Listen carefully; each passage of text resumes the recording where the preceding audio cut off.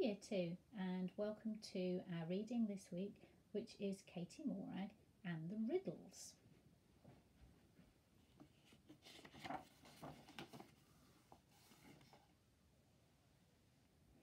I hate school, thought Katie Morag. The big boy cousins were making an oil rig. And Agnes was allowed to help. The teacher had asked Katie Morag for the second day running to show the wee ones how to thread beads.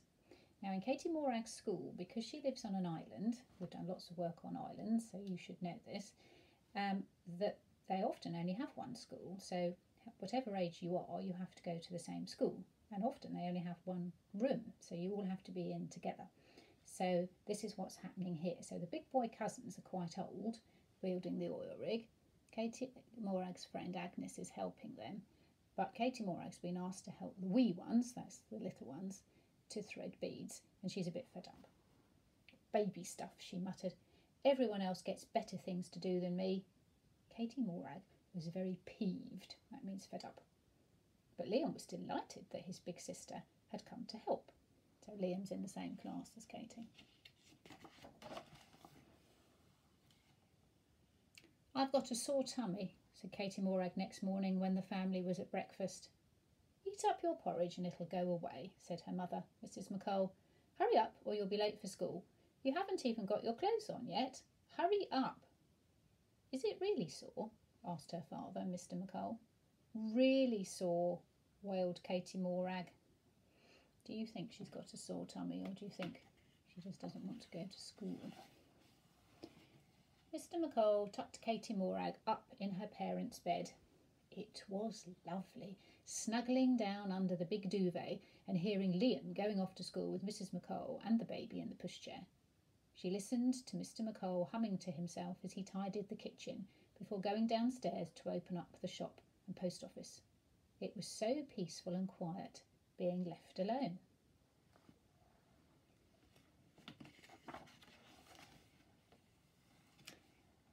Katie Morag soon got bored, however. She got out of bed, her sore tummy quite gone, and put on her mother's best shoes and lipstick and perfume. Mrs. McColl's nightie was like a ball gown, her necklace so pretty. But as Katie Morag pirouetted round the room, the thread of Mrs. McColl's favourite necklace broke. Look what's happened to the beads. In a panic, Katie Morag collected the scattered beads. She ran to her room and hid them in her secret hiding place. She would get the special needle and thread from school. She was desperate to go to school now.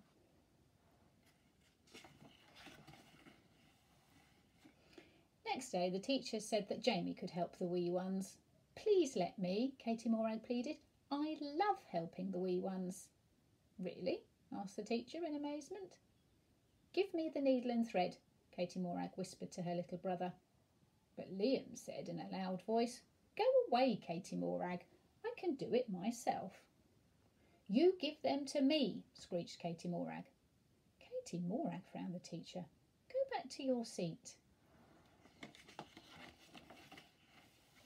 Things got worse for Katie Morag. Because she was so miserable deep down inside, she was horrible now to the big boy cousins and Agnes, so they were horrible to her. After lunch there was a terrible squabble in the playground.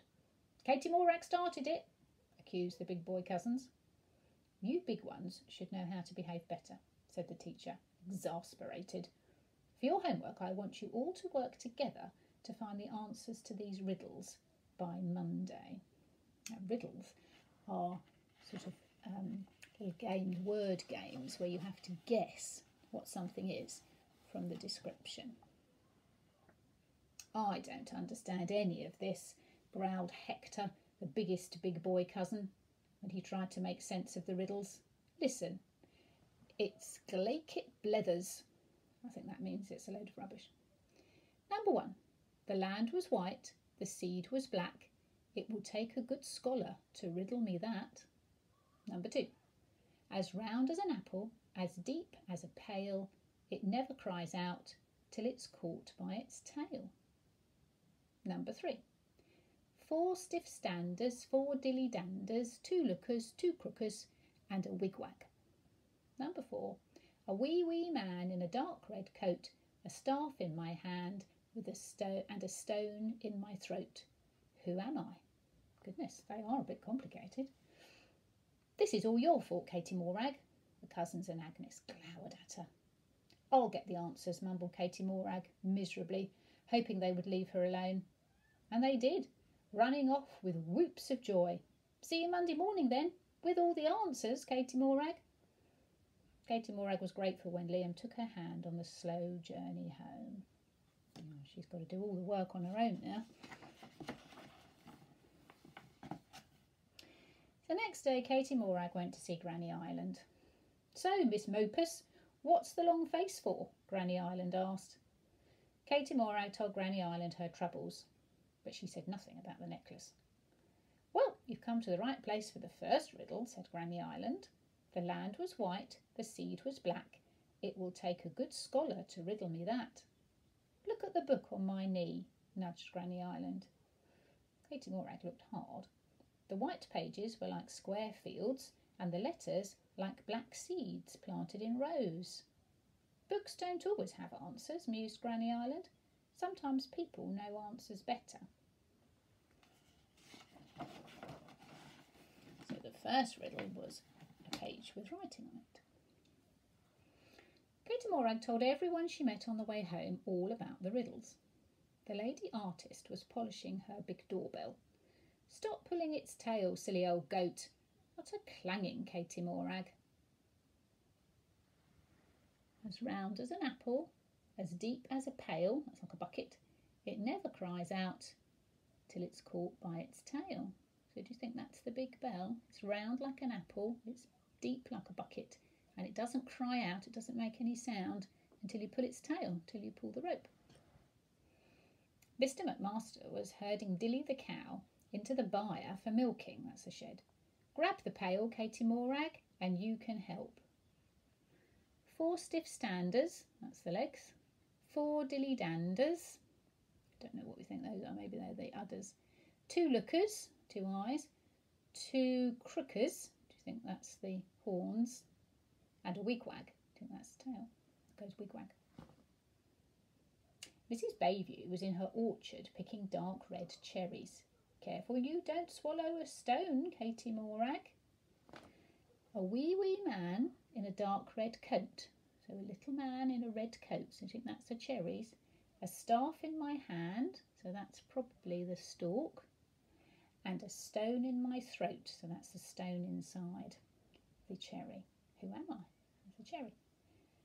Katie Morag had found the answers to all the riddles. Have you? Yes, we have. Katie Morag was first at school on Monday morning. The big boy cousins and Agnes were worried that she did not have all the answers to the riddles. Katie Morag handed over the answers with a big grin. Well done, smiled the teacher. I'm glad you worked together so well. I hope that's the end of all the squabbling. Oh, yes, replied the big boy cousins and Agnes, relieved. We think Katie Morag is great. She worked the hardest of all. They would say that, wouldn't they? Because they haven't done any of it. At the end of the day, Katie Morag asked if she could borrow the special needle and thread for making necklaces. Of course, smiled the teacher. Once Katie Morag got Mrs. McColl's necklace mended, all her troubles would be over.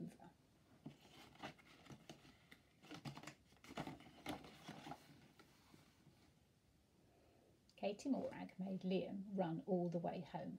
She raced up to her bedroom, but Mrs. McColl's beads were not in the hiding place. They were gone. Oh dear, what if her mother had found them? Would she think Katie Morag had stolen them? Oh dearie me, everything was awful again. Mrs. McColl often wore that necklace in the evenings. But someone had already mended Mrs. McColl's necklace. Liam.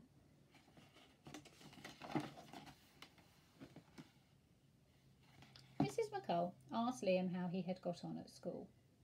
I threaded the beads without any help from Katie Morag, Liam said proudly. I'm glad that sore tummy of yours has gone away, Katie Morag, winked Mr. McColl. So am I, laughed Katie Morag. I'm looking forward to school tomorrow. She was feeling ever so much better. Aye, she has the makings of a good scholar, has our Katie Morag, smiled Granny Ireland. And there were the big boy cousins and Agnes at the door, waiting to play.